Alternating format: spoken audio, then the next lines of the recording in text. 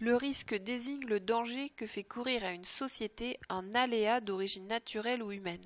Le risque est plus ou moins élevé en fonction de la plus ou moins grande vulnérabilité des sociétés. La France étant un pays riche capable de mettre en œuvre des systèmes de prévision et de prévention, la vulnérabilité est plutôt faible. Il y a moins de victimes et plus de capacité à faire face que dans des pays pauvres pour des catastrophes comparables. Par contre, la vulnérabilité est plus grande lorsque la population et les infrastructures sont concentrées dans une zone à risque. En France, les territoires ultramarins sont les plus exposés aux risques naturels, qu'ils soient sismiques, volcaniques ou cycloniques. En métropole, le risque d'inondation est le plus répandu puisqu'il concerne 77% des communes. Il est particulièrement élevé dans les plaines de la moitié nord de la France et sur le pourtour méditerranéen lors de violents orages d'automne.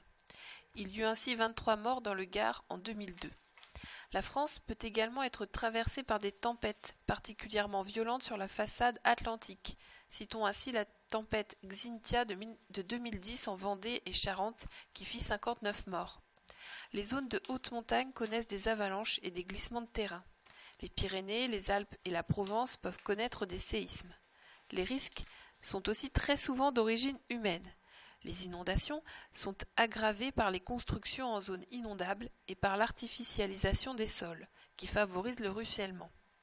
Les feux de forêt, qui touchent le sud-est et la Corse, résultent le plus souvent de l'imprudence ou de la malveillance, et leur propagation est facilitée par l'absence de débroussaillage. Enfin, l'industrie pétrolière, chimique et nucléaire est à l'origine d'une autre catégorie de risques, les risques technologiques, qui concernent particulièrement les régions les plus industrialisées, telles les vallées du Rhône et de la Seine. La prévention des risques fait donc partie des objectifs de la gestion durable des territoires.